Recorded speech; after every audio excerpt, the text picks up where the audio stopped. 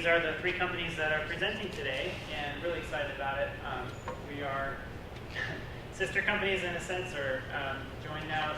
29 Drive was jointly acquired by Callaway and Ethology earlier this year, and we've been integrating, just finding where everybody fits, and working on joint projects for quite some time now, and it's really exciting for us. But today we have how do you advance this slide?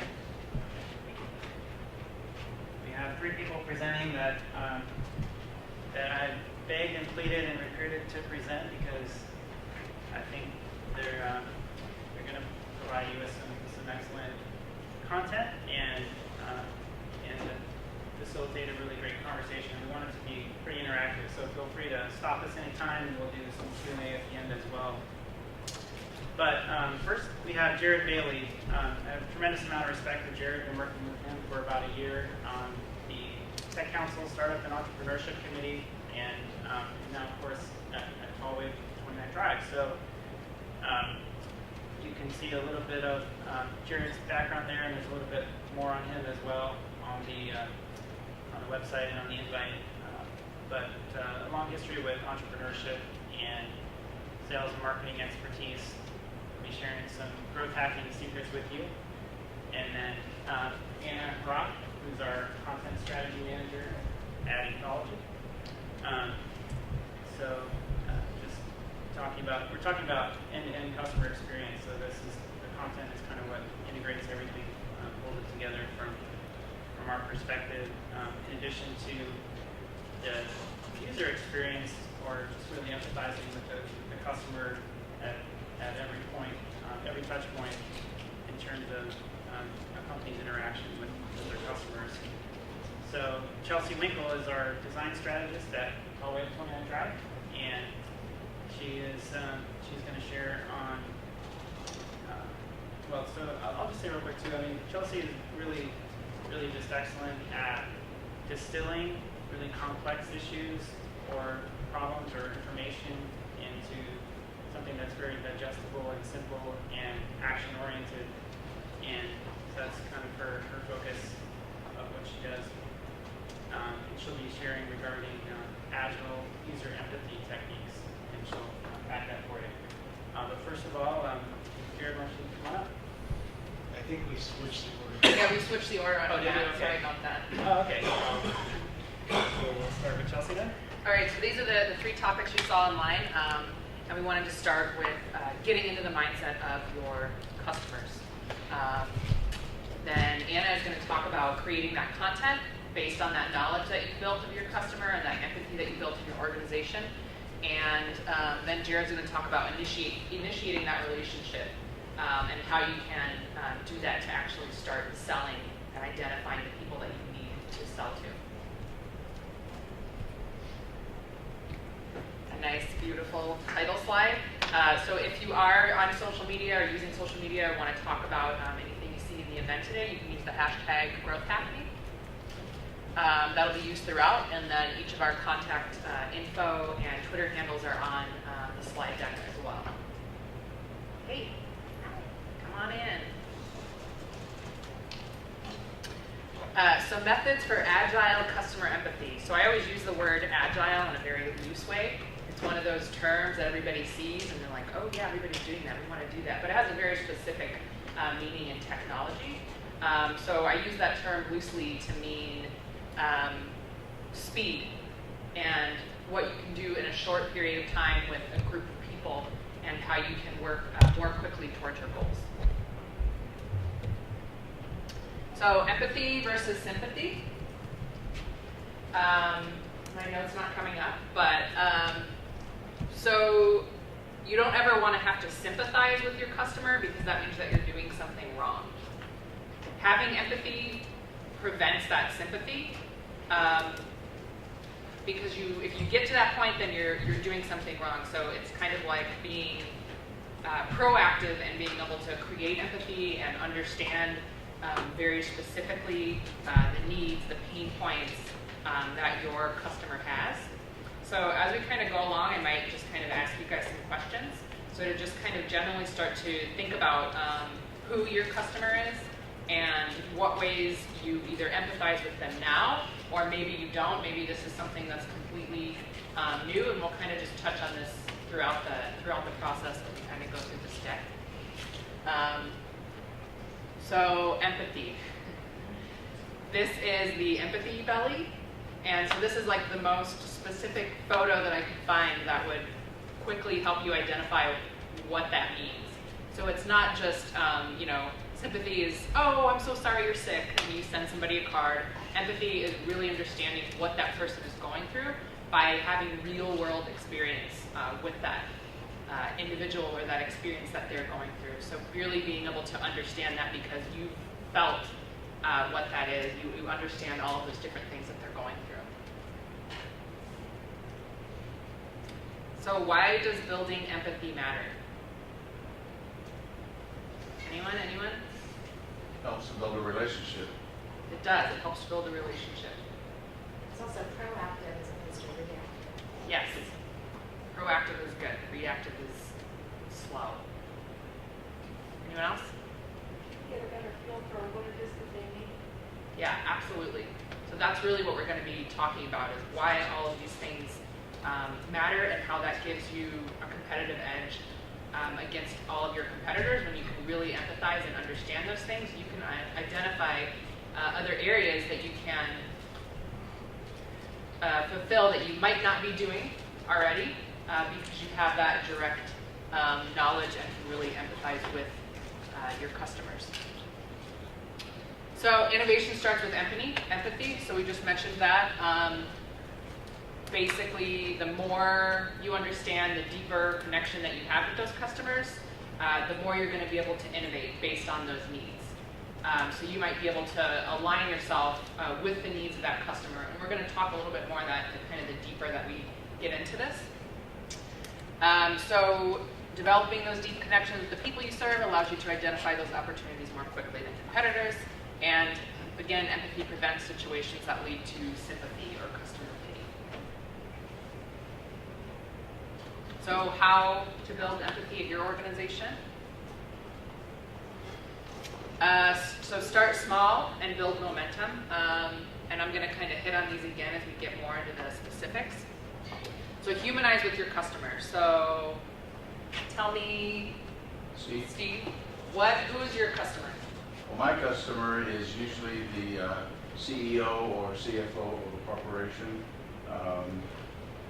older group, somebody in the 50s or 60s, children are gone, and those customers are looking for an opportunity to shelter their income from taxation and also to take their money and build it for retirement. Okay.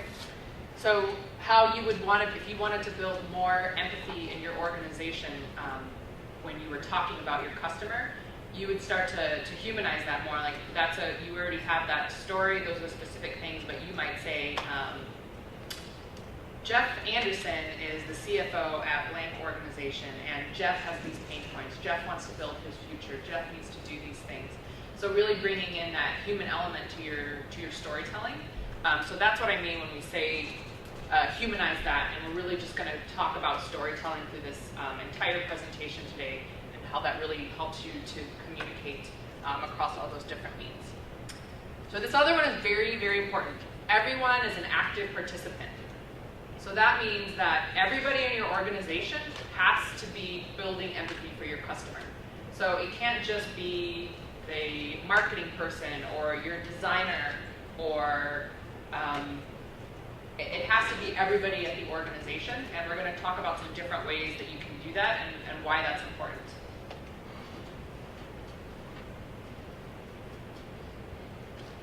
So activities for empathy building.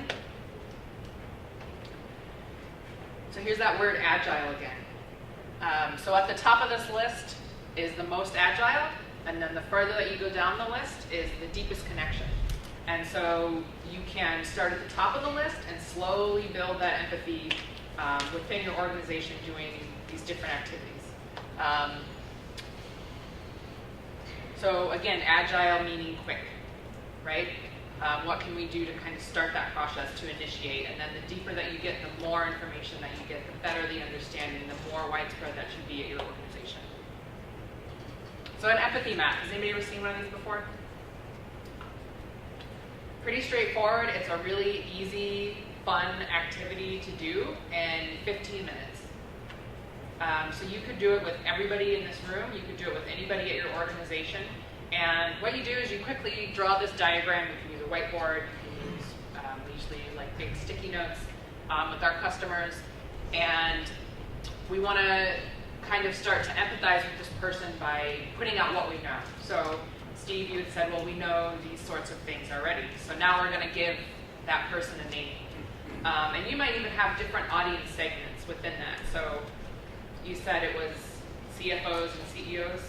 C-level management. C-level management. Okay, so within there, you might find that you even have different segments within that. So people that are maybe passively seeking the service, people that are actively seeking the service, people that maybe aren't really seeking it but are exploring it.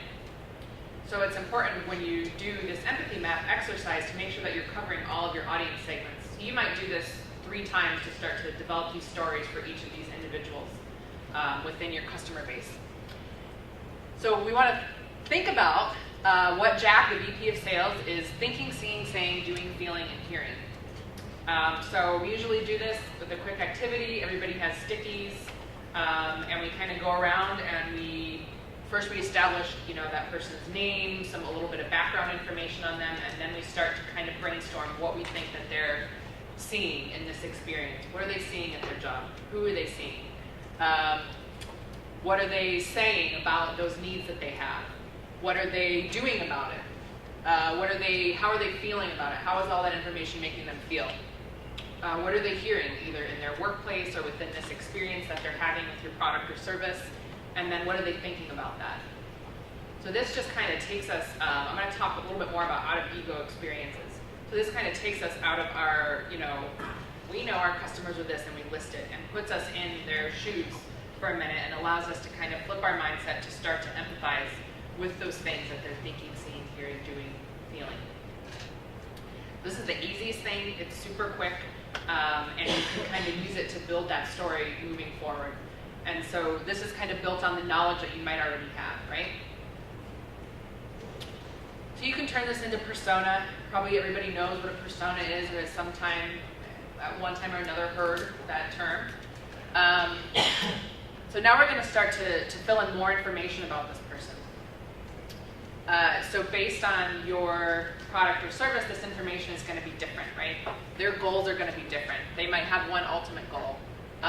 This may or may not be important. So how they use technology, what are their typical behavior patterns? What are some of those other things that you need to be thinking about? So that empathy map can turn into this persona, or this persona can be based on a real customer that you have. And this is just kind of one of those things that you can use to start to circulate that in your organization and start to build empathy based on these people and to start to tell those stories. So now when we tell that story, Steve, we're going to say, what would Charles think of this? What would Charles think of this new feature or service? Would Charles use this? Because Charles thought X, Y, Z before. So to kind of really just take that perspective. So online user testing, this kind of jumps into the product side. So how many people in here have like a physical product that they sell? Okay, a couple. How many people have an online product only? And then are the rest services? Okay. So with that service, you may still be able to somehow test whatever that service is, or to kind of go through this product process, but this is speaking to more of those online and products. So, and I'm using online user testing in this presentation because it's more agile, right, than some of that in-person testing. So you see this diagram on the side of the screen. That's from Norman Nielsen. And basically, it's just showing you that you can discover 80% of your problems, or 80% of what you need to know, by testing with 5 users. So that makes it a lot more digestible. After you test with 5 users, that information starts to repeat itself. So basically, if you can just, that small commitment of testing whatever that is with 5 people, you're going to get 80% of the results that you need in order to inform some more objective decision making behind your product or your service or your online web presence or whatever that is. So some tips: have a specific goal in mind. What is the information that you're looking to find out? Pre-qualify your testers. So if you can recruit testers and send them to maybe a private link, that's going to be really important, because the closer those testers are to your customer, the more value that you're going to get out of that test. And so you can do this by, doing that ahead of time. And then I always start my test by just saying, hey, this is the type of person that you should be. If you are not, then please do not take this test. Okay, so this is about consider using both broad tasks and specific tasks. So what that means is, something broad might be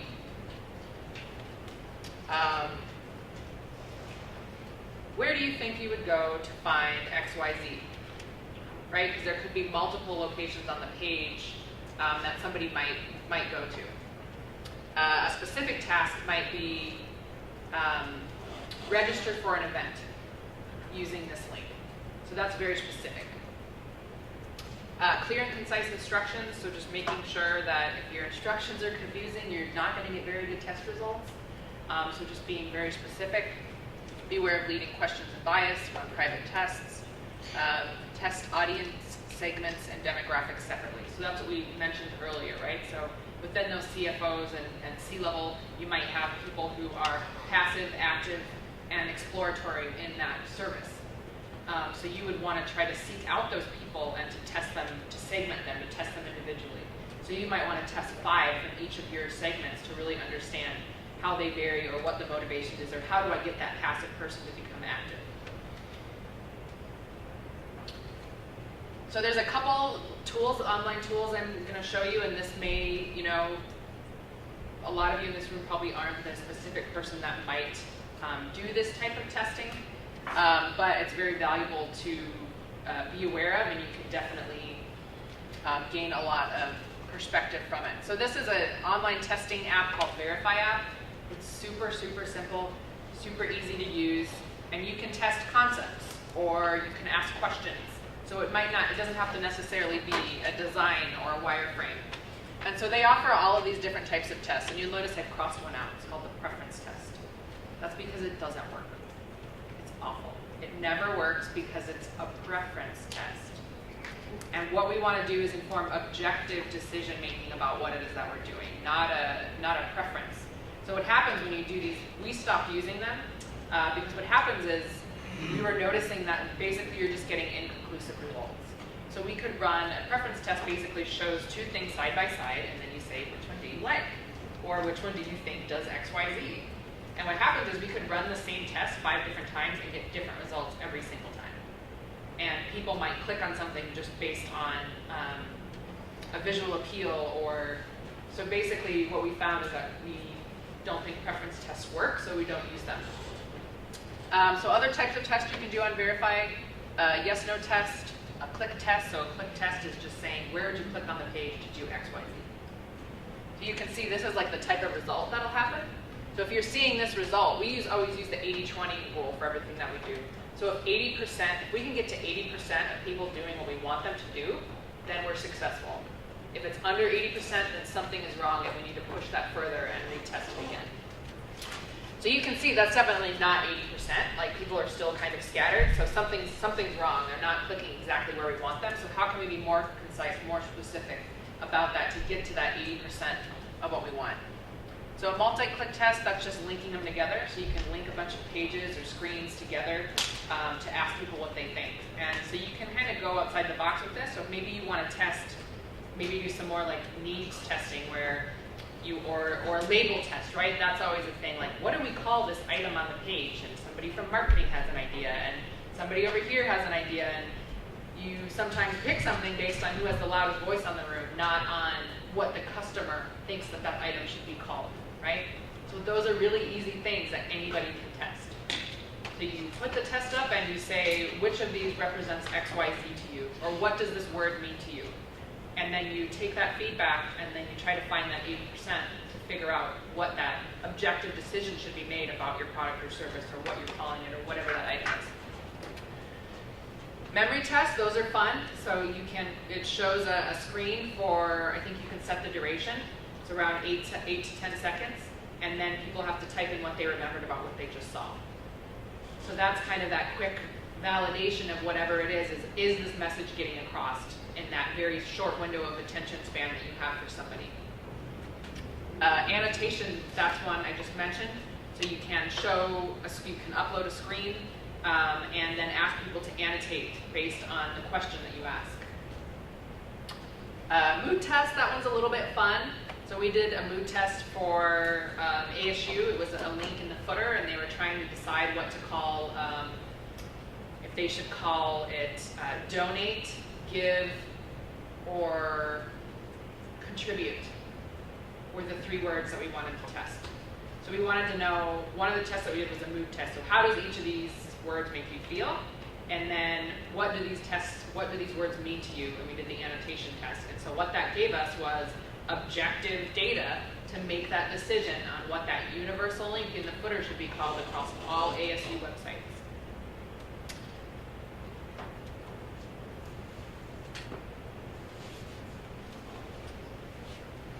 So one more thing on that. The Verify app testing is really quick, and you can either have users that are already on there, or you can recruit your own users and use a private link. But I want to get back to the part about the empathy, right?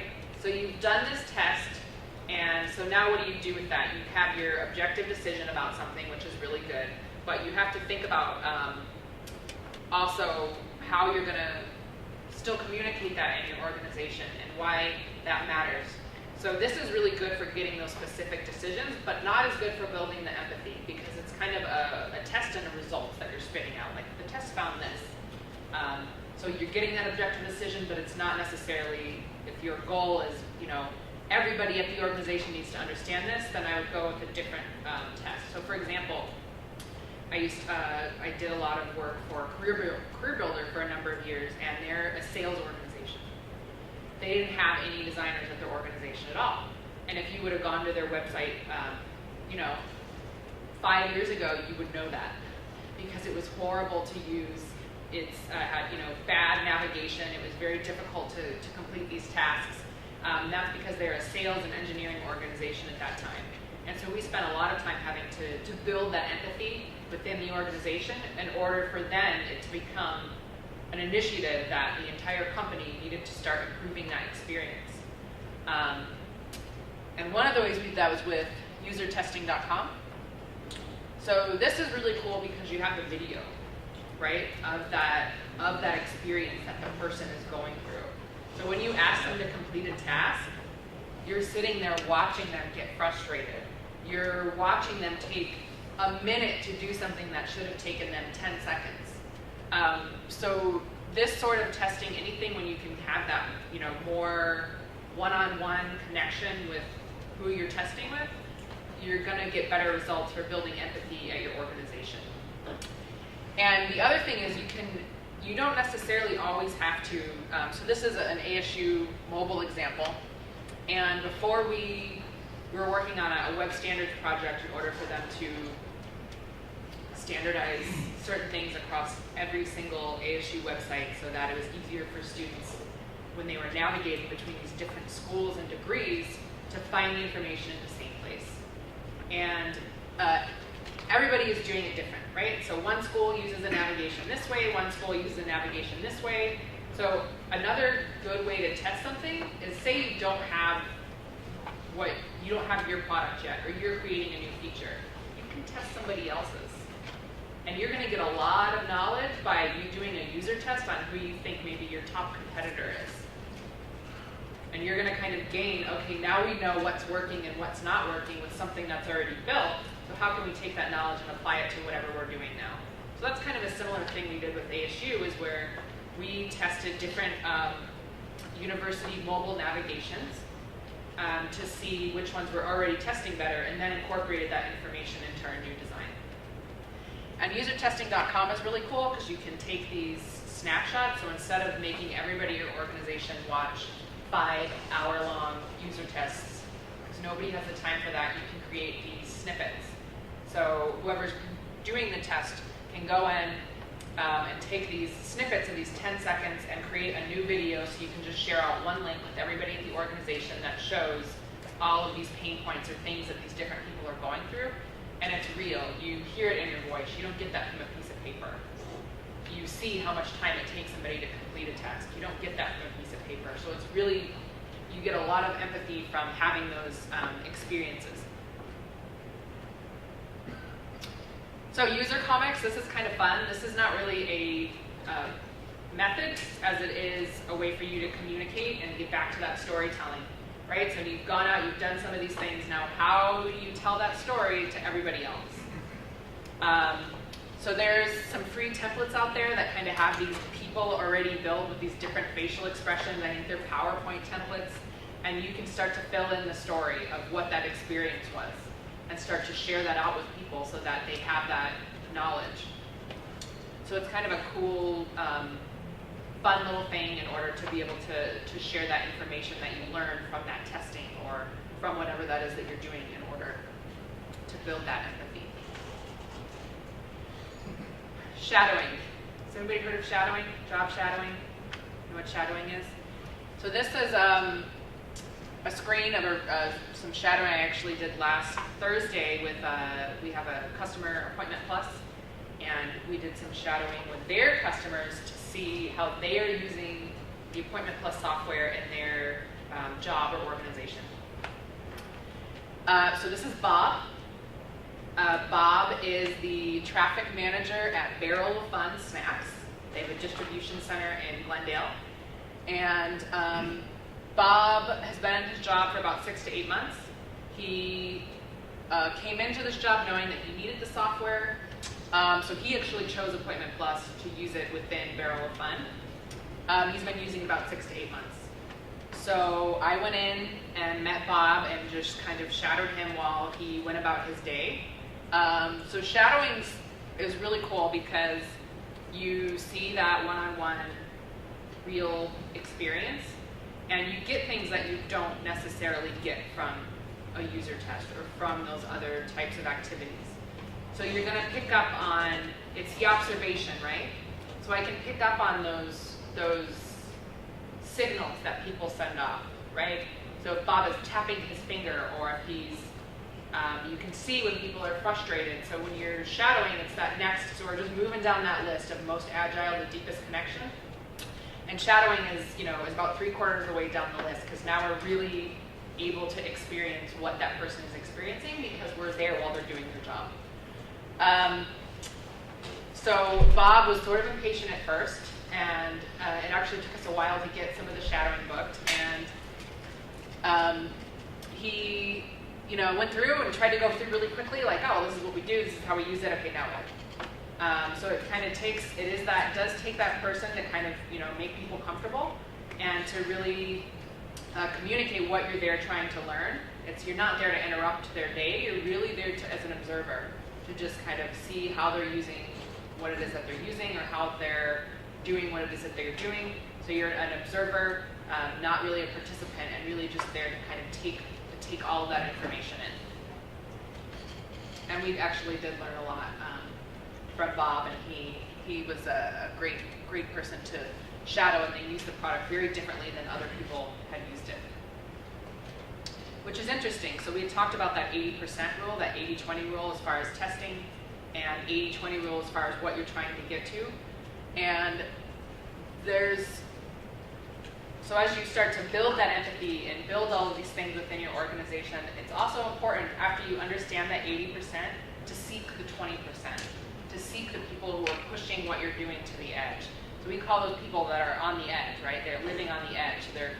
They're taking this, and they're not necessarily that 80% of your audience, but the 20% that they're doing that nobody else is doing is actually really interesting. So longer term, you want to seek out those people that are on the edge, that aren't doing things necessarily how you intended them to, or how maybe that was originally meant to be. Out of ego experiences. So you can see these people don't look very happy. This guy's really kind of like Why are you staring at me? I'm here. I don't want to be here. I'm in this situation. So this is another career builder reference. So in order to kind of build that empathy, we started taking people with us a couple times a week and making them go to the unemployment line and stand in line with us and talk to people that were going through this experience. So that's what we mean when we say out of ego experience. Anytime, so that empathy map is the very tip, the very start of that out of ego experience, right? So how deep can you take that out of ego experience? So this is like get out of the office, get out from behind the computer and go out and talk to people or observe people in the situation that you're trying to learn about, that you're trying to build empathy around.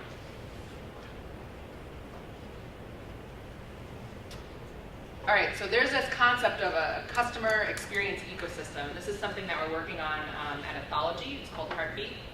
And how many people have heard of a journey map? Okay, so this kind of takes that idea of the customer journey and really flips it on its head and expands it out. So what that means is we want to examine, instead of just taking maybe a more tactical approach and looking at something and saying, oh, your SEO, that is broken. We take that and kind of really examine, put empathy at the center and really put the customer experience at the center. So what that means is we start by kind of examining that relationship that you have with your customer and that your customer has with you. What do you need from them? What do they need from you? What are they looking for? What is that experience like? What are all those touch points along the way, and how can you improve that relationship? Because ultimately, improving that relationship and innovating in those areas where other people aren't, based on that empathy, is going to give you a more competitive edge over all of your competitors. So what that means is interviewing real users, talking with real, and I hate the term users because it's so impersonal, especially when we're talking about empathy, but talking with real customers about what it is that they're doing, and then using that information as data, right? So if somebody says, if 3 out of 5 people say that they search for a job on LinkedIn, then we know that that task has more value and is done by more people, right? And that becomes a piece of data. So now it takes out that kind of like fuzzy feeling because you're using real data, and that data comes right from the customer's mouth. And so that's how we build that experience, right? So that map of what this customer is experiencing, because they just told us that's what they did. So it's not something that we're making up or doing on our own. It's coming from that real experience. What do you need? So then you take that, right? And so this is just kind of a really rough example. So this is somebody that is making a purchase in the shopping market. So they're going through all these different things. These are the specific tasks. This is how they're feeling along the way, right? So there's that empathy again. How are these things making them feel? What are the pain points? How can you improve those pain points? Where is the value that you can add? And how can you improve that relationship that they have with you, your product, or your service? And then when we say ecosystem, what I mean is that there's all these different things that you're doing from your business or service that a client is or a customer is touching as a touch point along the way, right? So that's their user experience, the content on how you're communicating with those different things, which Anna is going to talk about next. The SEO, the social media, paid media, analytics. So there's all these other things that you're doing, and it's really about, Heartbeat's really about bringing all of those things back together in alignment to see where in that relationship that you need to give or take. Where are you doing too much that you don't need to be doing? Where should you be spending your energy over the next 12 months?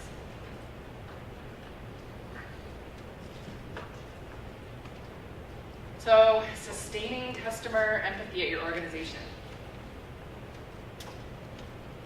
So this is interesting. We had Jared School in our office last Friday. Does anybody know who Jared School is?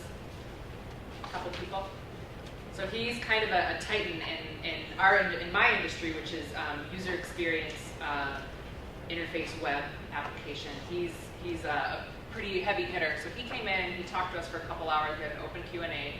And we kind of touched on this, and he talked about, so every 6 weeks, right? So we already talked, everybody is an active participant. This means grabbing people who aren't traditionally maybe involved in this type of work and involving them and making that a priority at your organization. Progressive discovery. So that means we're going through this list, right? And we're building on our knowledge. We're building on our knowledge. We're building by going through these types of activities or learning through this experience of our customer. So every 6 weeks, he told us that what he learned in all of his experience is that you need to be doing this every 6 weeks. So you can't just like do one thing and forget about it and say, empathy is important in our organization and we need to understand our customers better. You have to practice it, and you have to keep practicing it, because after 6 weeks, people forget about it. So every 6 weeks, you need to be doing, this is the timeline that he's figured out in his years of work, that the 6 weeks is the magic number. So every 6 weeks, you need to be getting back into that mindset or bringing it back around to people by giving them something new to discover within that experience. So be the champion for the end customer, and ultimately, empathetic culture has to come from the top. So what does that mean? So let's use our Career Builder example. We spent 2.5 years trying to get Career Builder as an organization to understand why empathy and why improving the experience of their product mattered. That's a long time to spend. And it wasn't until 2.5 years later that finally the C-level suite had made it mandatory for that year that was the thing that they were going to focus on, was user experience, improve our user experience, even though they didn't necessarily totally know what that meant. It took them 2.5 years to do that. So what that means is that and this is funny because it touches on so many things that I think we're experiencing even within our merger right now, is that culture has to come from the top. It has to be somebody reminding people every 6 weeks. It has to be a priority if you want to improve and to have that customer experience and be able to tell those stories and to use that empathy at your organization to your advantage. And then the last one, create artifacts and tell stories over and over and over again. So again, this isn't something that you do once. It's something that you have to keep doing and keep doing and keep doing and keep building in order to be able to create that content, in order to be able to sell to the right person, in order to be able to add that value and that competitive edge above everybody else. So everybody gets it, right? Does anybody have any questions about why that is important or anything that we've touched on so far? In these tools that you talked about, the Verify app and usertesting.com, what's the price point for entry using those tools? So Verify app has a monthly subscription, and you can cancel it or change it at any time. So you can start with the $19 a month membership, and say you need to upgrade for a month to the $49 membership because you want to do maybe some split testing, some A/B testing, or something more advanced that it has, you can do that and then downgrade right after. So Verify app has a really low point of entry. Usertesting.com is more expensive. It's around $125 per, I don't know if it's per test or like per 3 tests, or it's a higher price point. And the templates that you're talking about getting user comments, can we just search on Google? Yeah, you can Google user comment templates, and you'll find there's a couple people that have some PowerPoints and things that you can download. You should be able to find it. If not, you can always reach out and I can send it to you as well. So how do you address the cultural change like you're describing at Career Builder? What actually got the executive team to understand the need for empathy? How do you manage that organizational change? So I think it depends on where you are in the organization. But ultimately, it just took tenacity and not giving up, and we kept doing it. We kept doing it over and over. And Career Builder is a big organization. And at this time, they have a couple of main offices, one in Atlanta and one in Chicago. And the one in Chicago is mainly sales and marketing, and Atlanta is where all the developers are. And the culture at Career Builder was that anybody could do anything, so it was kind of really cool, but ends up being really chaotic and messy for the website, because people recreate things that somebody else already did. They're adding these new features that maybe they just want to do because they want to play. So it actually took us going down there. We were down there at least once a month, working with the development team to kind of teach them to go through these, to watch the user tests, to do this with us, to teach them these sketching. So that's another thing that we do a lot. We teach people how to sketch. It's really easy. Don't be scared. Drawing is not that hard. Everybody can be a designer. And all of your ideas are just as important. You don't have to be a designer in order to be able to communicate what it is that you want to do, and to have that openness to be able to get feedback and continually improve. So that was one thing that we worked with them a lot at that, because they're the ones doing the work, so they had to be able to learn about how to improve and empathize in order to start doing it. And then after a while, it was kind of like, oh, hey, this is working. The numbers are going up. So measurement. How are you measuring it? You have to have those things in place in order to measure that success, because ultimately, if you just talk about empathy and you have no way to measure how that change has improved your bottom line, then you're not going to get anywhere. Anyone else? So now thinking about empathy and all the things that we've talked about, does anybody have any ideas that they would want to share about maybe something that they think that they would want to do within your workplace? Or a question maybe about how you can start to do that at all. I was going to ask a question about, so, we're all empathetic, we love our customers, we're feeling that emotion. Where do you start to implement it? Is that first start on social media? Is that first start in the content? That might be the lead to the next area. Where does that empathy start to translate that message to the user? So that's like a great question and a great segue into Anna's next part, which is creating that content. And it really starts with everybody just understanding why that's important, and that being a value. That has to be a value at your organization, that we want to improve these things based on this sort of thinking, not based on a number or a feature, and based on really understanding what those people need. So the big part of that is creating that content. So what that means and how you shape that content, and how that starts to inform what you're putting into the universe and this ecosystem. And then also, I would say the other side of that is the design side. So whether that's the visual design, that experience of those things that they're interacting with. And I mean, designers are really easy. They get that. They're pretty much all champions for the end user.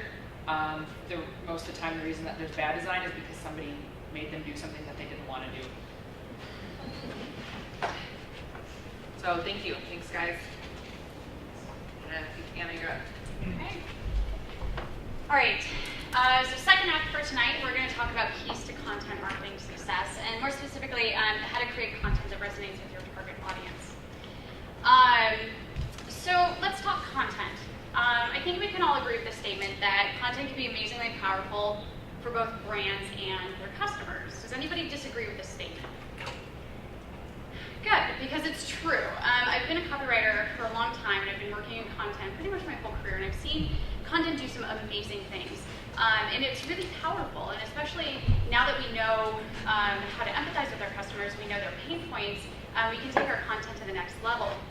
But what we're finding out sort of in this age of content is king, create content, put it everywhere, is that content is really only amazingly powerful and effective if it's done the right way. When content is not done the right way, it's probably one of the most ineffective tactics that you can implement. And I'll show you exactly what I mean. I wanted to run through some stats for you, and I think everybody can kind of relate to them.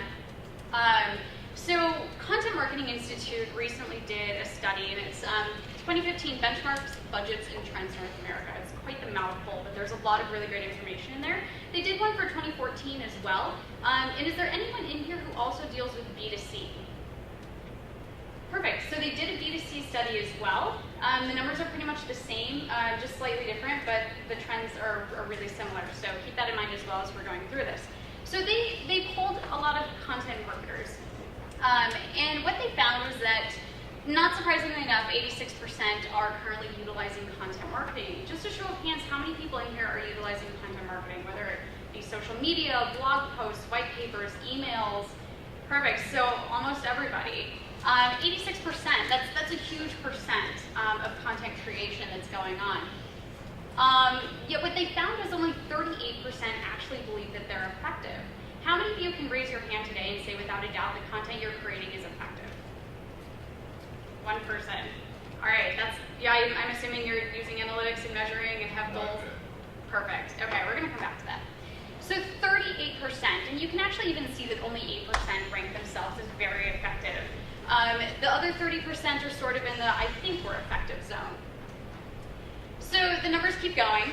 35% only have a documented strategy. And what worries me as a content strategist is not that 38%, but it's that 48% that say yes, but it's not documented. Well, if it's not documented, how do we know what strategy is? How does everybody in the organization know exactly what the strategy is? Back to Chelsea's point, empathy comes from the organization itself, and if everybody's not on that same page, how do we really know what we're creating, and how do we know that what we're creating is on strategy? And yet, shockingly enough, 55% plan to increase their spending for next year. So are the numbers adding up to people? Are they as fuzzy as to me? Are they as fuzzy to you as they are to me? Because when I see these numbers, I want to make this face. Because I love content, and it's amazing, and it's powerful, but we need to make sure that we're creating it and it's effective. For a few reasons. Content actually costs quite a bit. And anybody in here who's a content creator or even oversees content creation or has asked for content creation in the past knows that there's some factors that come into this. It's not just words on the page. Time is one of the most valuable resources that we have, and it's very finite. So sometimes, a quick blog post could take anywhere from a couple hours, but projects, we spend days, weeks, months, sometimes years. Has anybody ever actually spent years on a project or a year, close to a year?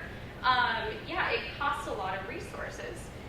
Money, of course, there's salaries involved. There's software investments, CMS requirements. There's actually physical and digital resources that we have to consider, and then people.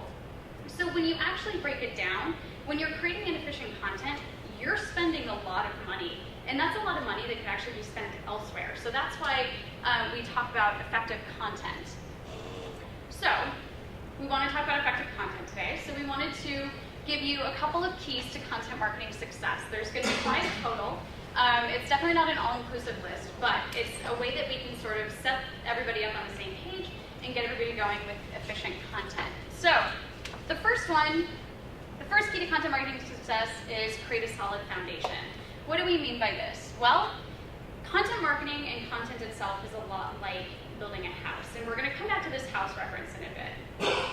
However, if you start to add content to any sort of foundation, any sort of publishing platform, any sort of social outlet, and if that social outlet, if that publishing platform can't sustain that content, it's going to collapse beneath itself. So what I mean by this, let's say that you have a blog and you decide to add a blog to your website. You want to start writing really engaging articles. If your website doesn't have clear user paths, if it doesn't have calls to action, if it's not findable, if you have a lot of technical problems, nobody's going to see it, and that's inefficient content. So we want to make sure that we're not like this house here, and that we actually have a really strong, solid foundation for our content to live on. And this applies to social platforms as well. So the first step is we fix what's broken. I mentioned technical capabilities, user paths, navigation, all of that's included. If it's broken, we need to fix it. The second step is get rid of what you don't need. How many of you have heard of ROT content? Okay, ROT content, ROT, stands for redundant, outdated, and trivial. And it is one of the quickest and easiest audits you can do on your site, and it is so valuable. So anything that's redundant, anything that's outdated, anything that's trivial, either gets updated or it leaves the site, we get rid of it, and we redirect those pages. But it's a really quick way to just sort of fix some of those things that are broken, and it helps It also helps build our credibility as well, because if a user's coming to us as a resource and they find this outdated, irrelevant content, that can kind of take us down a notch in their eyes. So this is going to make sure that we're constantly seen as the freshest resource and the best resource. And then finally, we need to organize. So I mentioned user paths and navigation and nomenclature. This is really part of organization. How your social platforms are organized and how your website is organized is going to make all the difference in how your content is found. And even in addition, if your content is found, we can keep users digging deeper, staying longer, and consuming more. So having those user paths is really, really critical. All right, key to content marketing success number 2. Always start with strategy. A lot of times when we talk about content marketing, what do we talk about? We talk about posts, we talk about social posts, blog posts, talk about emails. We need to stop.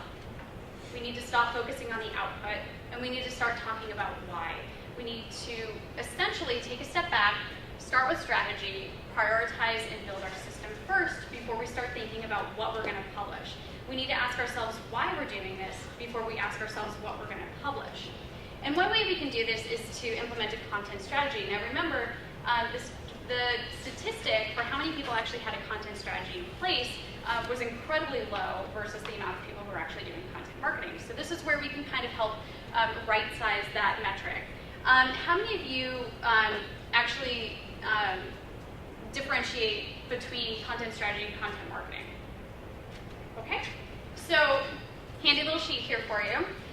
So when we talk about content strategy, it's, as the name implies, it's strategy. So it's really going to be talking about the system as a whole, versus content marketing are really channel-specific tactics, and it's the outcomes that we produce from our strategy.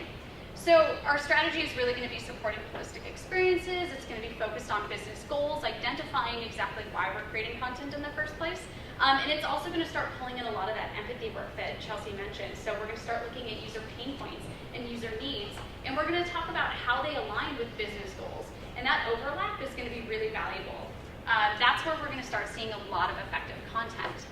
And of course, it's focused on process. So it's about how we do this and why we do this rather than what we're going to do. Versus content marketing really, again, focused on execution. It's all about connecting without selling. And that's when we get to the words. To help illustrate it a little bit differently and help differentiate it, content strategy, again, back to the house building analogy, content strategy is going to be the blueprints for the house, and content marketing are going to be the tools that we use to create it.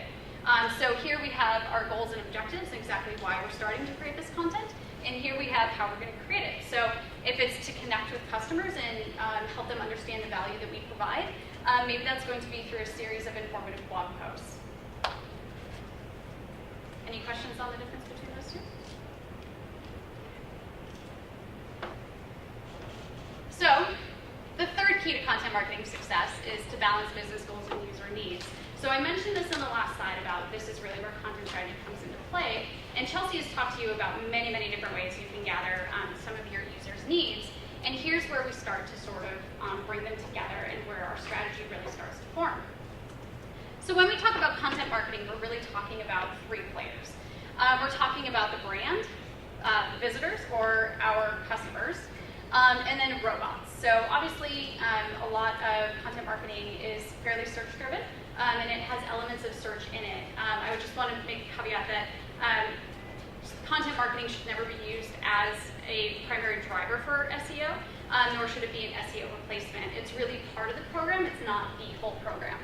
And where we want to be is right in the middle. Unfortunately, it's also kind of the smallest area where they converge, but that's kind of the point. And I'll help illustrate this example. So if we sway outside of that middle, and we swing too far to the search focus, we're going to get content that sounds pretty robotic. We're going to start regressing into a lot of the keyword stuffing. It's going to sound like it's written for search engines and not for our customers. And so while we're going to cast this huge wide net, and we're going to gather in a ton of people to our website or to our social channels, we're also going to start to see a lot of negative metrics because that traffic isn't going to be very qualified.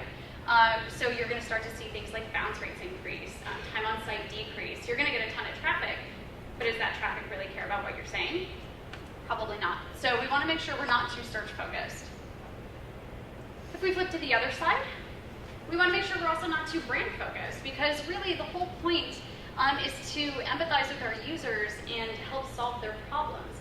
And we can't do this if we just spout marketing copy at them. People have questions and we need to answer them. And just remember that your users' pain points are also your copy points. The more that you can solve their problems, the better off you are. So we want to make sure that we're not too brand focused. We don't want to just put brochure copy in our content, and because it's not going to meet our users' needs.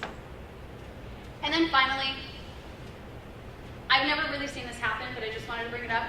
I don't think there's ever such thing as being too user-focused, but just in case, if we are too user-focused, obviously what benefit is it for the brand? If we can't sort of communicate how we're trying to help them, how to solve their pain points, there's not much in it for us now, is there?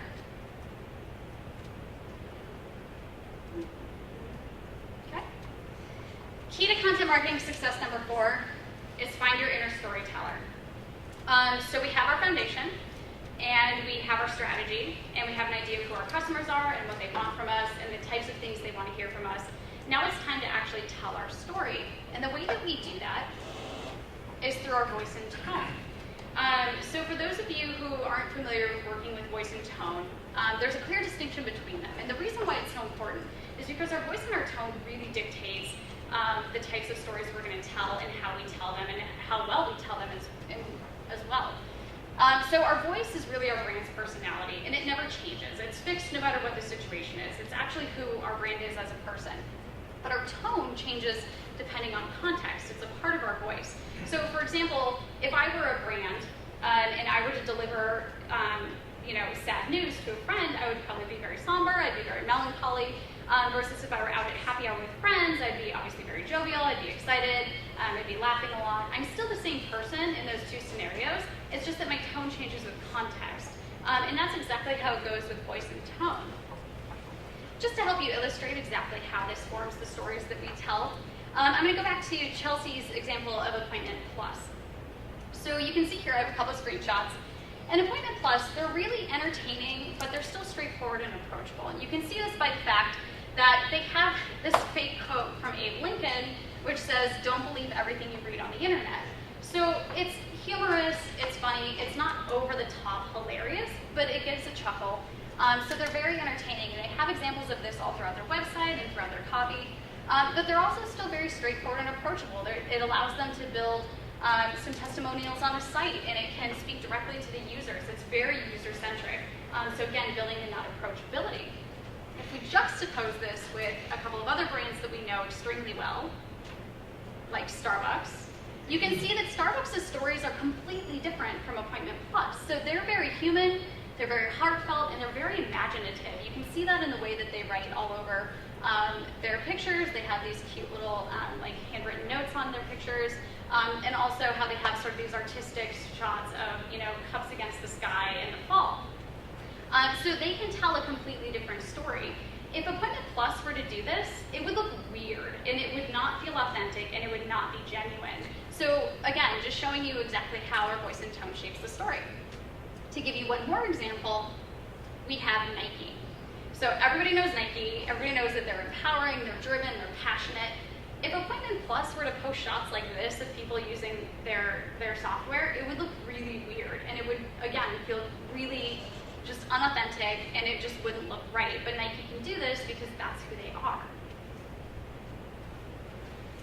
Okay? And then the last key to success is to get real. All right, so we have our strategy, we have our foundation, we know exactly what our users want, we know our business needs, we have our voice and tone, and now we can actually start to create. Almost. So one last step, and I promise it's a good one. Know what your competition is doing. This is a B2C example, but it could really happen with anybody. So we have Lowe's and Home Depot. Now you could argue that if you were to strip away the branding, really Lowe's and Home Depot are probably about the same store, right? They offer a lot of the same things, they have a lot of the same brands. But you can see here that they've actually managed to create the exact same Pinterest board. And if somebody had just looked at what the other one was doing, they could have avoided this. It's almost identical. And they really, the only kudos I give is to actually Home Depot for creating something specifically for the Pinterest board. But other than that, there's really not that much difference to them. They kind of still hold the same things, and it's all just, you know, a mirror of one another. So know what your competition is doing, because you can always do it better. Focus on quality and never quantity. I cannot emphasize this enough. You can write content all day long and you can invest as much as you want into it, but if it's not quality, if the users don't see it as a resource, and if they don't come back to it again and again, and it's not going to do you any good. So again, another B2C example I have here, but I think it illustrates the point really well, is that on the left you have Martha Stewart, the brand, and then on the right you have Martha Stewart as the person. Martha Stewart, the brand, obviously has probably a team. This one shot probably took at least 10 people. The camera they used obviously was outstanding. They had food preparation, they had food handlers for this, and they framed the shot so that it is perfect and it makes you want that food. Martha Stewart, on the other hand, I think we can all agree nobody probably wants to eat that. I'm sure it was delicious because it's Martha Stewart and she only eats delicious things, but it looks pretty disgusting. And it's just her with her horrible camera phone at some dinner that is really poorly lit. And I'm sure it's probably a 5-star restaurant that is, you know, impossible to get into. But it looks terrible. And if she were to publish that in Martha Stewart Living, or if she were to put that online, who would believe her credibility? So again, always quality, never quantity. And then finally, utilize the checklist for success. This really is just one final send-off before that content is published, regardless of what channel it's published on. And it's really to make sure that, again, we're just going back through what we talked about. So does it meet business goals and does it satisfy user needs? If either one of those are not met, that content needs to be thrown out and started over or revised. It's not to be published. Moving on to the second level, visibility and usability. So does it include a search strategy? Is it topically relevant? Usability, are there calls to action? So we get people to our content, then what? Do we just leave them there? No, they want more information, or they want to know what to do next. So we need to make sure that we have visible next steps. We have clear paths to content. And then finally, social reach and content quality. Is this content actually valuable enough to share? Is it something I would email to a colleague or a friend, or is it something I'd post on LinkedIn? And then content quality, of course, is it actually well written? Does it meet and satisfy user needs? If you accomplish almost all of these things, content quality should fall in line just perfectly. So that is that. Okay, any questions about content creation? I know I just unloaded a lot. Yeah? Will you create content for me? Sure, yeah, we can talk after. You? Yes. I do have a question. Yeah. What's kind of the best practices around using proper grammar versus kind of web-based shorthand, more conversational? What are your thoughts on that? Well, so I think that's a good question. I think, again, it goes back to context, right? So if you are the New York Times, obviously you're not going to write your article in bullets. So that they're set up to be a lot more long form, a lot more narrative style. But if you're getting instructions for something, obviously you want bullets, you want short paragraphs. So it really does determine, context really determines how you use it. My personal preference is that web writing best practices are usually pretty safe to adhere to. So using things like, bullets when necessary instead of listing out long lists, shorter paragraphs, especially utilizing sort of the PR style of writing, which is an inverse pyramid, where you have your lead and basically your visitor should read the first sentence and know everything on that page, know if that page is relevant to them, and if not, then they will be able to move on. Yeah. Thanks. So you actually are, it sounds like you have a pretty good strategy in place. I'm sorry, I don't mean to pick on you, but I'm curious. Well, we kind of took the quoted Lincoln when he said that, 6 hours to get down a tree, spent 4 hours serving some packs. Mm-hmm. That's kind of the approach that we took going into all of our marketing. We spent exhaustive amount of time on surveying our customers, doing, market surveys, hiring a couple of different companies, statistical surveys to really start to define who our target audience is. The problem we have with the product is it's not very exciting. The end result of what it does is we have no kind of fairly boring product. So the idea was, what is our target audience looking at? What are they listening to? Yeah. What's the information they really want to get listened to appeal to them? So we had to start creating stories around the reason to look at buying one of our products. And it's not the kind of thing where everybody sits there and says, I need this. They don't really need it until after they get it. So it's like a food processor microwave for 20 years. You know, it's like, Yeah. so we have to create that need set initially going in and create compelling stories that are going to use that point where they, at the end of the story, you go, oh, you know what? I need something to fix this. So Definitely. that's kind of how we had to approach it. That's fantastic. Well, kudos to you guys because that, as Chelsea mentioned, a lot of that user research can be pretty quick, but it takes kind of a lot of time. But the results obviously are paying off. So 55% of our sales. that's fantastic. That mechanism, we get about 25% come into our resellers and distributors, about 20% of our direct sales. Wow, that's fantastic. Awesome. Glad to hear. Okay. And now, if there aren't any other questions, I'm going to hand it over to Jared. Okay, this is when we get a little bit messy.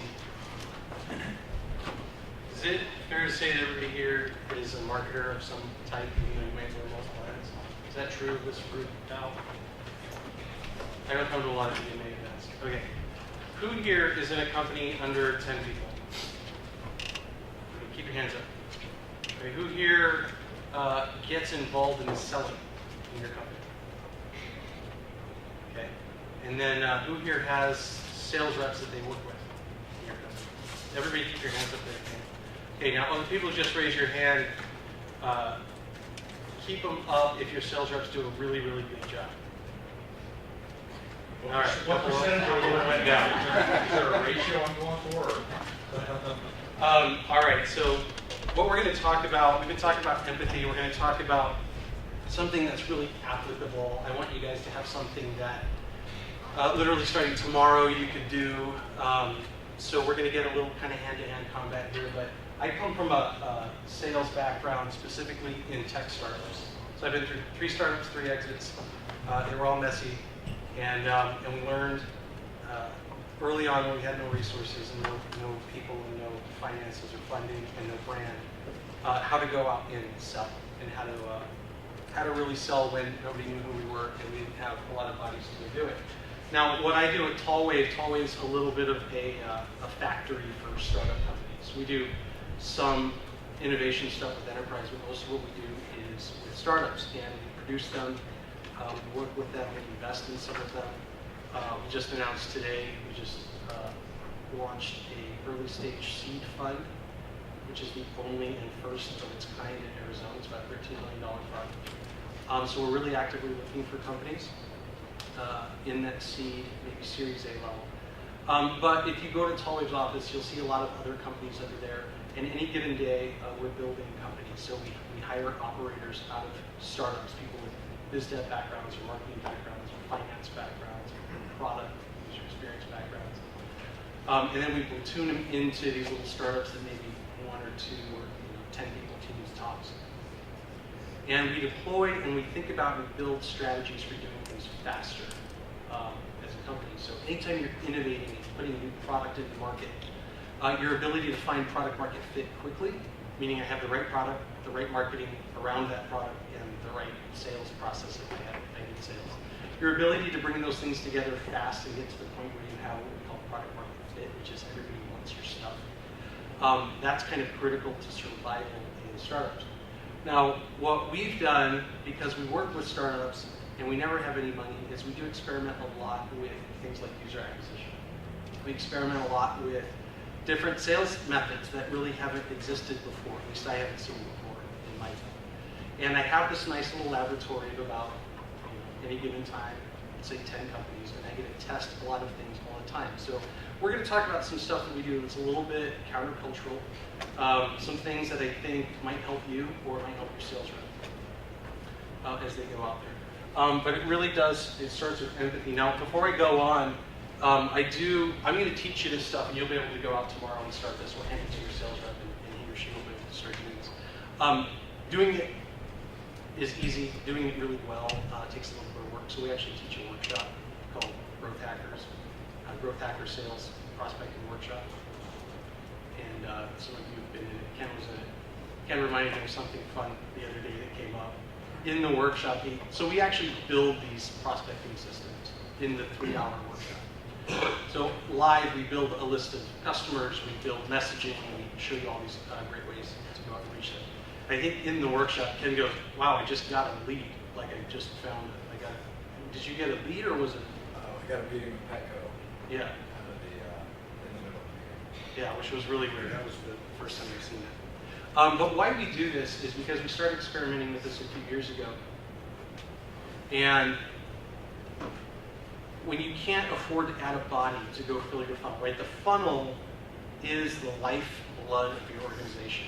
What comes into the top and what you convert at the bottom it's everything. And when you're trying to raise capital as a startup, and you can show a funnel, and you can show progress, and you can show your ability to acquire customers at the top and move them down to the bottom, that puts you in the top 1% of companies raising capital. It also makes you a better company. So we're going to talk about how we use a lot of empathy to create prospecting systems, and then you guys can take it and run with it. How do I do this? One of these buttons has got to work. There we go. Okay, so empathy selling. First, we want to find our customer by getting to know her. And then we want to reach out with messaging that speaks to her. Then we want to sell. Once we're engaged, we want to sell, which is an ugly word, but we're going to use it, by asking questions about it.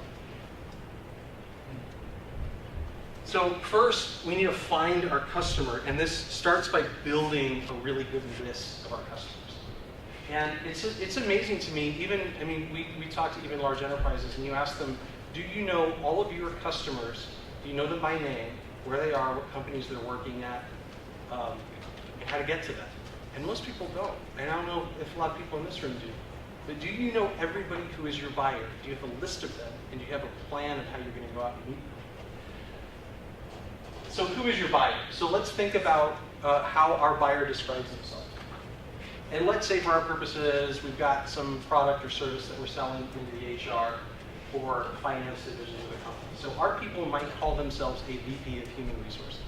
They might call themselves a CFO.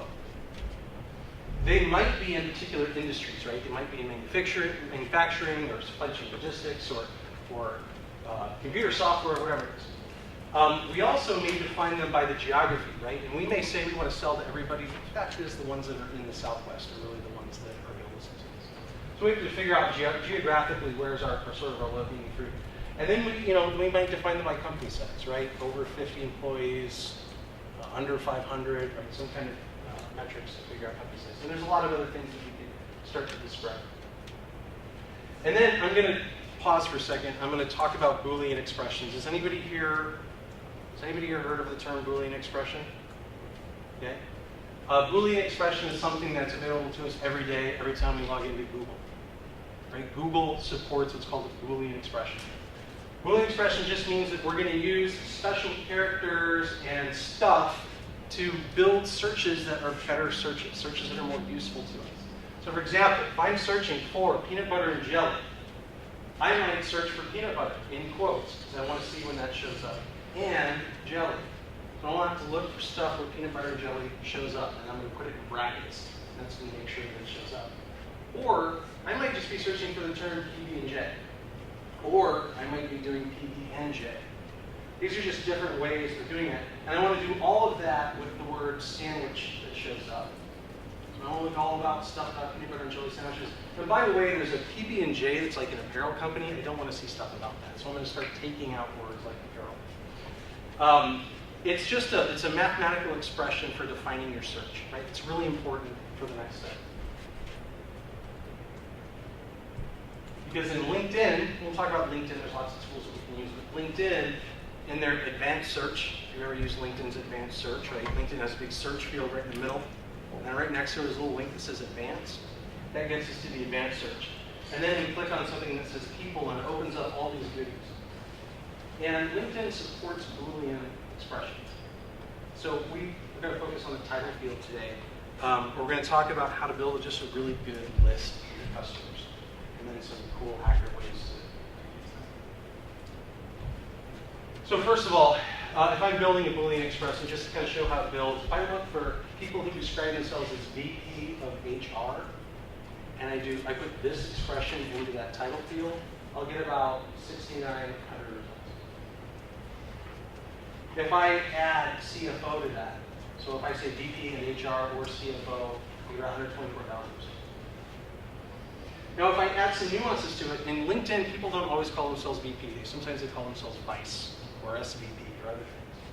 So I can start to nuance. I want to find VP or Vice and HR, and I start to get a couple more results. Now, if I add the word human instead of just HR, I get about 20,000 results. So you can see I'm sort of building this list. Now, if I really want to get crazy, I start adding director, the word, the letters DIR, manager, or NGR. These are all ways that people use to talk about themselves, the way that they use to describe their titles. But I really start to build a pretty compelling list. And I think this is just all for the US. I don't know if I restricted this by employee size. So what that ends up giving you in LinkedIn and the advanced search is a list of like everybody who you ever want to meet. And that's a great place to start. You can do things. There's tools to be able to pull those lists out of LinkedIn and put them into a CRM. And then append emails to them and contact information. There's tools to do what's called an X-ray search on LinkedIn, where when you search LinkedIn, LinkedIn restricts you to what you can see and how much you can get to. But there's tools from like a company called SalesLoft. Anybody ever use SalesLoft? Okay, write that down because it's really important. SalesLoft, all one word. And they have some really great tools, one particular called Prospector, that lets you use Google. So Google, what it does is it scrapes all of LinkedIn, scrapes all of our profiles, and loves the SEO juice from it. It lets you, if you search for Jared Bailey, you end up finding Jared Bailey's LinkedIn profile on Facebook. It's good for LinkedIn, it's good for us. But when you use tools like Prospector, you can actually use Google's knowledge of LinkedIn to get a universal search of what they have. And you can get lots and lots of data and lots of people out of that. So once we've got our list built and we can figure out some things to do with it, but if nothing else, we just have our list sitting in LinkedIn and you click the little save search feature and you've got that list forever. And by the way, you might want to get a premium account to be able to do more stuff with it. But the next step is reaching out. So we look at ways that people have traditionally reached out. And if you're in a large company, this is usually the two ways that you're operating. You're using phone and email. And what's happened over time is that these inboxes have become pretty congested. Your phone, open rate, listen rate, it depends on who you are and who you're talking to. Let's say it's really low, 1 to 3%.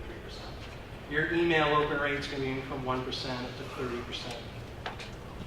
But when you look at things like LinkedIn and Twitter, we call these alternative inboxes. These are inboxes that are still kind of uncharted territory, but they're alternatives to our email inboxes. They're not as congested. We tend to read everything that comes into these inboxes. And because of that, our open rates are 80 to 90%, maybe they're even higher. There's other benefits, right? If I connect to somebody on LinkedIn, they usually have it connected to their email, so I actually get a second touch on their email for the price of more. There's a lot of cool things about alternative inboxes that make them a really good medium for reaching out to people. And then what happens is when you find someone on LinkedIn, this is sort of the classic way to do it. There's lots of ways to use LinkedIn, like emails and stuff like that. But we're going to talk about just using the connection request.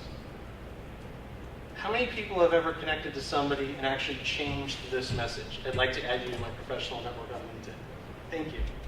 That makes me feel so much better. I get every day, and you guys get the same thing, people sending this generic request, and you have to figure out, is this somebody you want to connect to?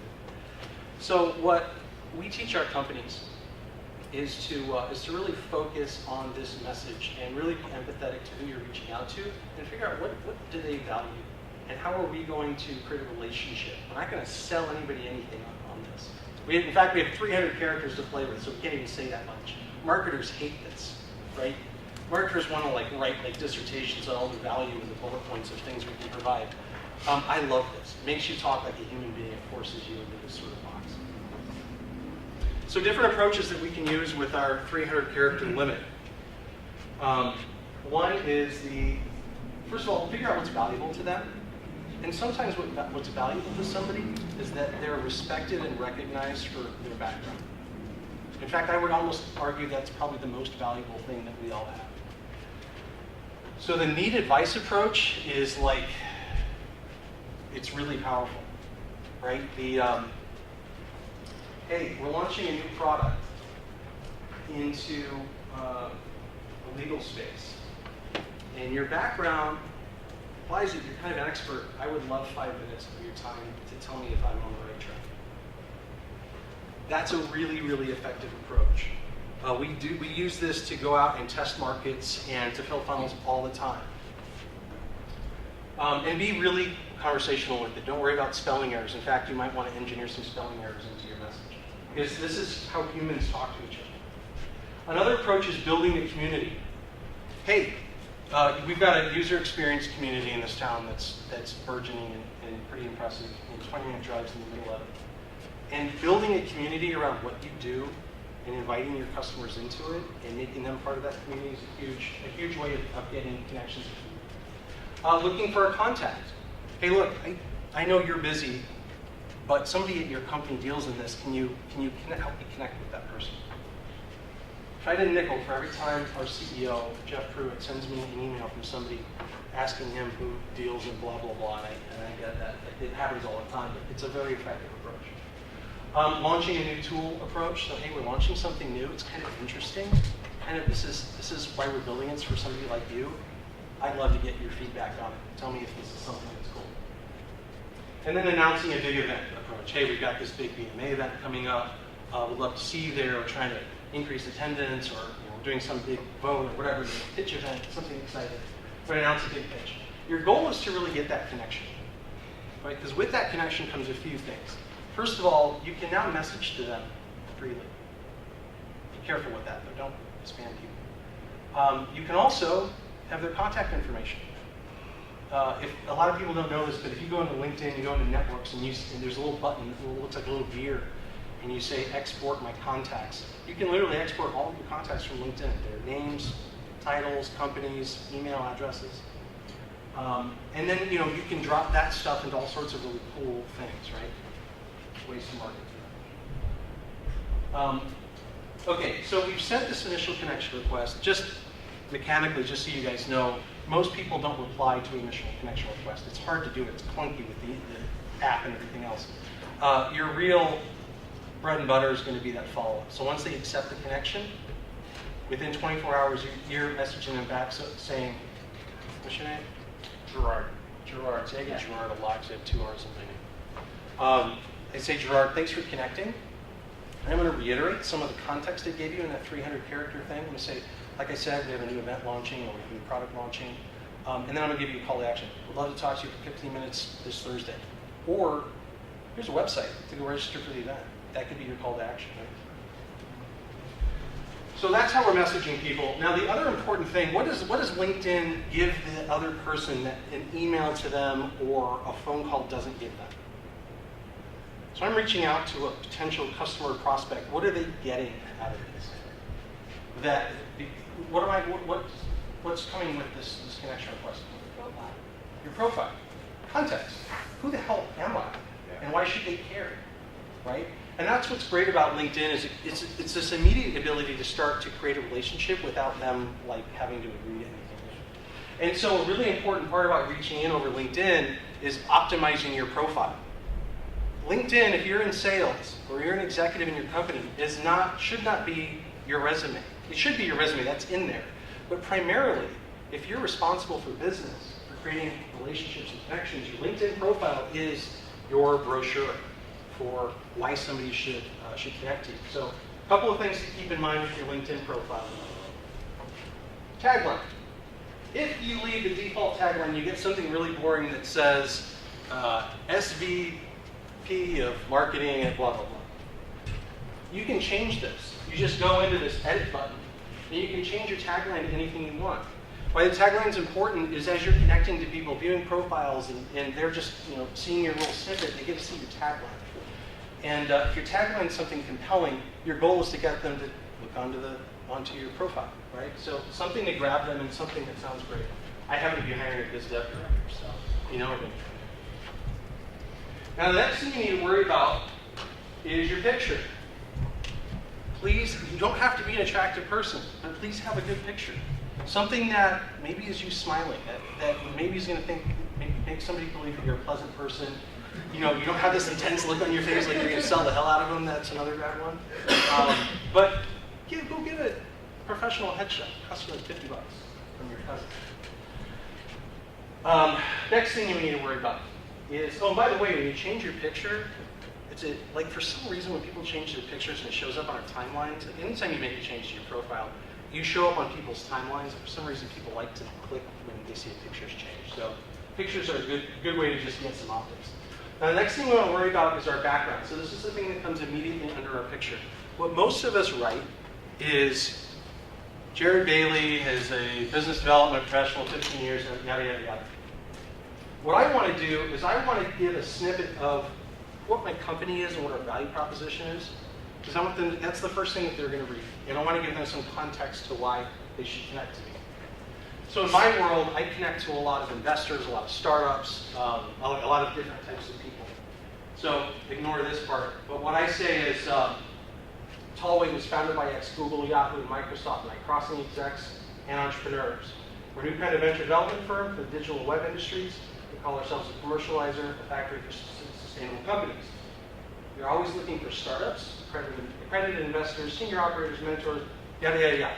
So now anybody I connect to that fits this profile will go, oh, there's mentoring opportunities at Tallway. There's employment opportunities at Tallway. Hey, they talk to startups, they talk to investors. So figure out what that is, and then go get all your salespeople to put the same copy on the top of all of their background. Now, under the background, you can get into what your background is and all that jazz, right? And then another thing that we teach our companies is to SEO your LinkedIn profile. Figure out, but do it with empathy, right? So don't put the things that you're good at. You can put those things on here as well. But put the things that your customers are interested in, right? If your customers are interested in SEO and stuff like that, put that in there. Or if they're self-identifying, if they're VPs of HR, put in a lot of terminology that VPs of HR use. If you're wondering what that terminology is, go look up your 10 biggest prospects on LinkedIn and see how they talk about themselves.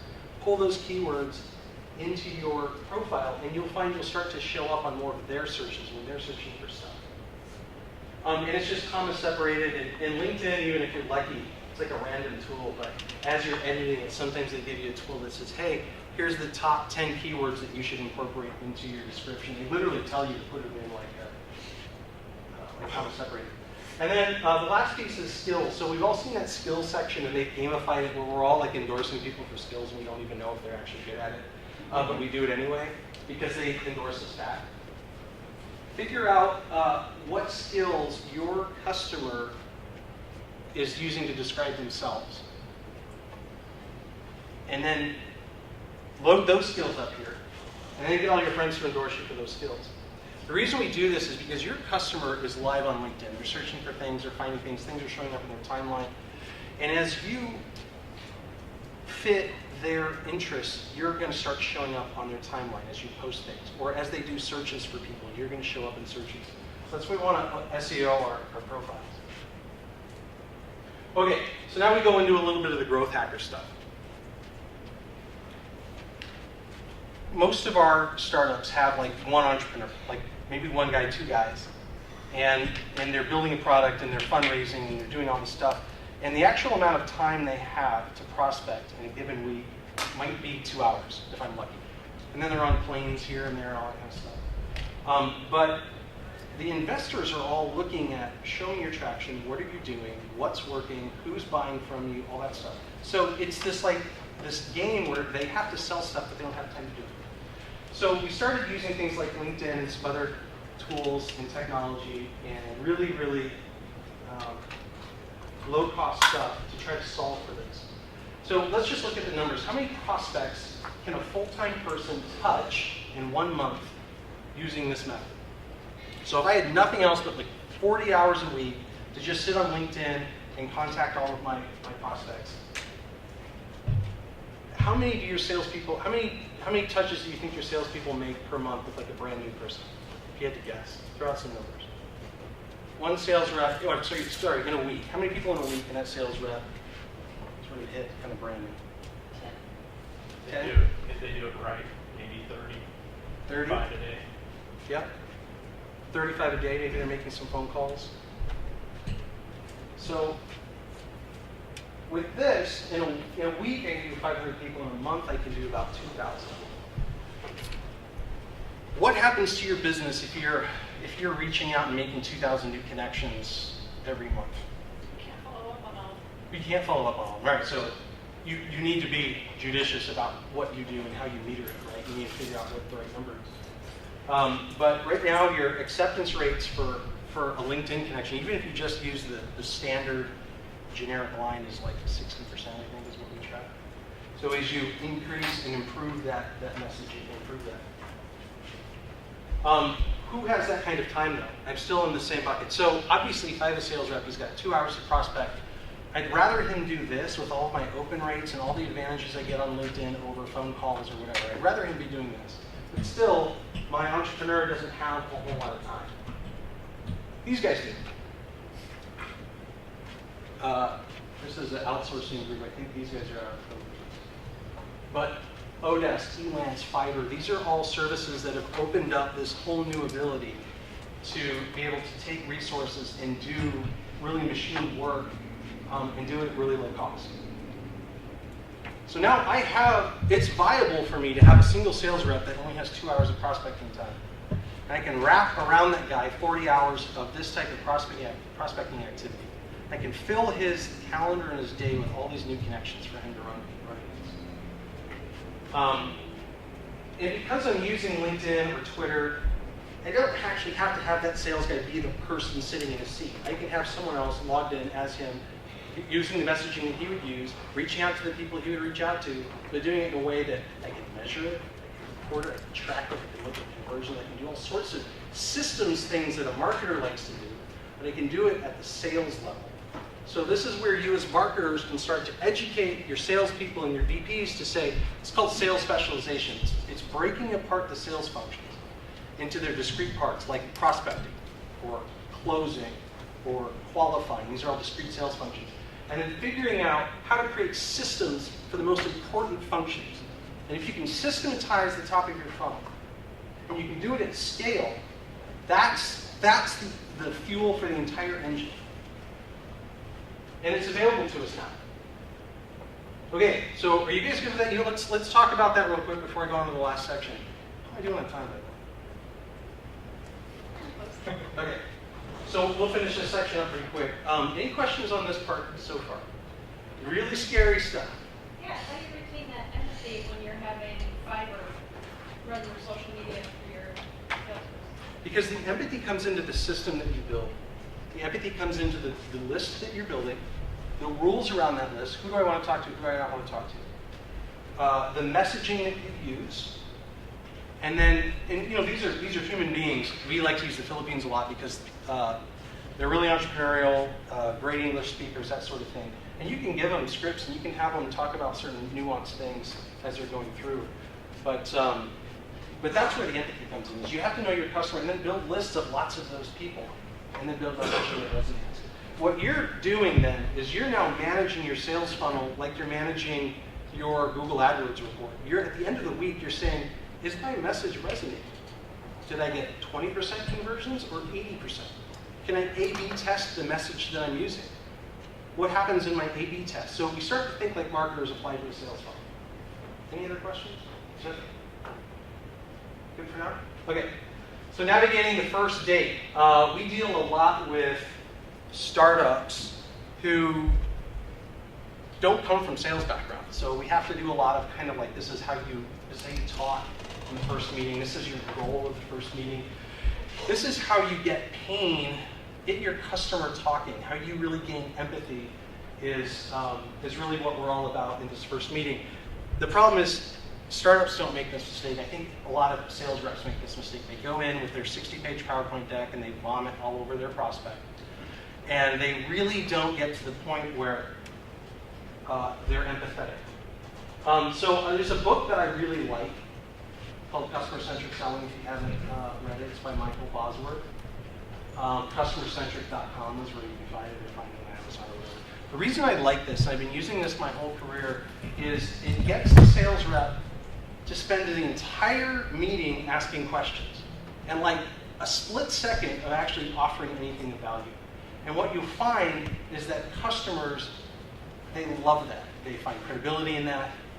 It implies credibility, just asking the right questions. And more than anything, it tells you what they really care about and lets you focus on it.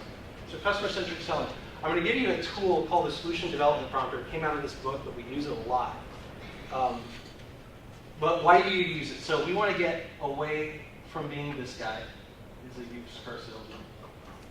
And we want to get more into this mode, right? We want to be the therapist, right? We want our sales reps in a position where they're just diagnosing or asking a lot of questions. Or we want to get into this mode, where we actually become a trusted confidant, right? Our sales reps are so empathetic. They're so dialed into their prospects or customers' pain that the relationship takes a completely different form. So it looks like this. We're going to ask, oh look, now all my animations are screwed up. What that was supposed to say was ask a lot of questions, and then listen, and then offer value in the form of a question, and then listen again. So there's a really simple little tool that you guys can use called the Solution Development Prompter. I would recommend that you work with your sales reps on building something like this. It's a formulated way of extracting pain, establishing empathy, and then when you identify pain, offering something that might be interesting to them and seeing what they reach for. So you take whatever you've got, your product or your service, and you identify a benefit, right? Not a feature, but like what's a benefit that somebody's going to get out of your thing. And then you list all the questions that you would ask around getting to if they've got pain in that area, right? So let's say it's like expense management. I just dealt with one of these today. So a company that's got like this expense management tool. And we want to find out if there's some visibility into expenses. So how do you do expense management too? How do you do it? Well, I've got these tools and I got these bodies over here that do stuff, and then we all come together and we sort of figure out where our expenses are, blah, blah, blah. Who's responsible for this? What do you like or not like about how you're doing this? Are you guys 100% accurate? No, we're probably about 80%, okay? What happens with that 80%? What happens with that 20% that you're wrong? How does that feel to the organization? Well, that's where we get yelled at all the time. Do you spend time or money to solve this problem? Well, we try to. We kind of have our system or whatever. Build in as many questions as we can into this, and all your sales reps doing is just like writing notes down. Yeah, this is this, and then try to quantify stuff. Like, how bad is that problem? Or exactly how bad is it? Like economically, how bad is that? Do you guys recognize it that way? Does it hit your P&L? Is it an emotional problem? How acute is the emotional problem? Do you get beat up? People have been fired over this? Oh my God. Figure out what those things are. And then what you do is you ask a very specific, you offer a value in a very specific format. We say if a user, or the person or whatever, could do an action and achieve this outcome, would that be helpful, useful, valuable, and if so, why? The reason we ask this is because we want our person to immediately go into visualizing the solution that we've got. Even though they might not know what it is, we want to go into this visualization. So if our user is this person, the procurement manager, if you could log into a website and see all of your expenses with a 97% accuracy, that's the outcome. So logging into the website's the action. Get the outcome. Would that be helpful? Oh my God. I didn't tell them how I did it. I didn't go into a bunch of detail. I didn't pull out a 50-slide deck and go through all of the diagrams about how I cut expenses. I just said, would that be useful? Oh my God, that would be fantastic. It's a great way to start your sales call. But what if he says, not really. I'm kind of skeptical. I don't think you guys can really, it doesn't really interest me. Not a big deal. Well, if that's the case, let's still bring out our 50 slides next time and talk about this feature. What we want to do is we want to start going into the next round of questions. Okay, well, tell me about how you do this. How do you do your procurement process, procurement management system? And we want to keep going until, and we may have our SDP maybe 30 benefits deep, right? And we're going to not always read through all 30. We might pick the ones that we think are a fit. But what we want to do is we want them to pick out like the 3 things. If we just really nailed it, we've got a great sales cycle in front of us. And then when we come back for the next meeting, we're going to talk about those 3 things. If we meet a new user, we'll walk that new user. Let's say we meet somebody in the IT department. They may have different pains, right? So we want to walk them through the same process. What we've effectively done is we've qualified them, we've done all sorts of great stuff, and that leads to just a really, really clean sales cycle. So if you feel like your sales reps tend to vomit, this might be a tool that you can actually help them develop. Okay? And then this is the close, right? So at the end of that meeting, you say, okay, so I just heard from you that, list out the things that were particularly painful, and then you'd be interested if we could do this, that, and this thing. How about, and then of course they go, yeah, that's exactly what I'm interested in. How about we schedule a meeting to walk you through how we would do those things? You can decide if you're interested in talking further based on that. Would you like to take that next step? That is the classic way of getting through a sales cycle, and 98% of companies don't seem to be able to get there often enough. And I know I've got some guys in the room that know this all too well. So that's it. So what is the single biggest factor for success? It's really empathy. It's who's your buyer, how do you really get into their skin, and how do you create a sales approach and a sales message that it's going to resonate with them. And that's it. Any questions? Yes. Will the slide deck be available? I think so. I don't know. Sure. That I has think to be they do that. I discussed think yet. they do the video, but you want just the deck? Yeah. Yeah, I'm certainly cool with it. So, any other questions? Who's going to go home and fix their LinkedIn profiles after this? All right. By the way, who here knows if they're connected to more than 500 people on LinkedIn?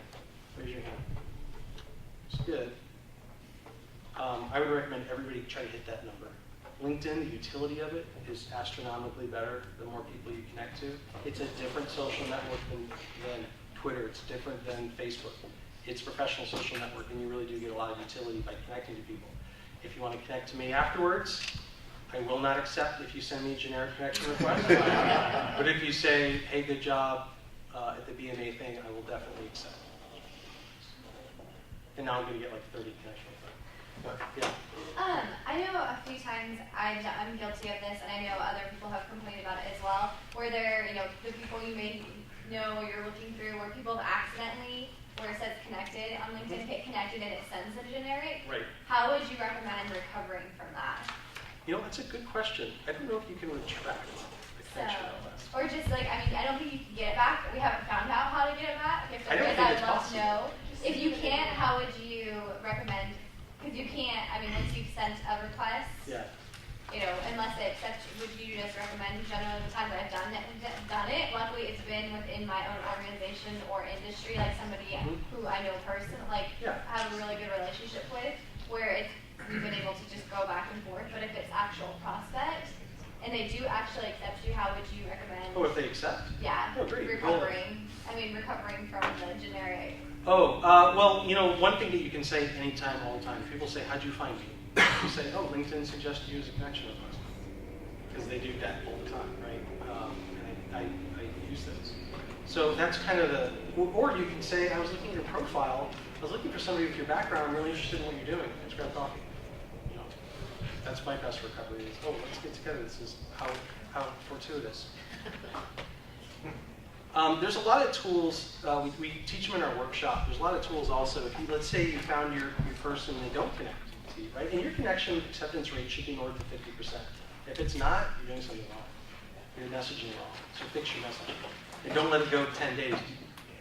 Do your correction day by day. But there's tools that even when you found the person, you can, there's a tool in town, as a matter of fact, if you ever heard of Hiring Sol, they have a tool called Prophet, P-R-O-P-H-A-T. Any LinkedIn profile that you're looking at, you just click the button and it'll tell you what their email address is. insanely amazing. And right now it's free. But there's tools out there that you can use, just finding the person, you can use all sorts of ways to get them into like the marketing program. Anyway, thanks everybody. Thank you. Listening.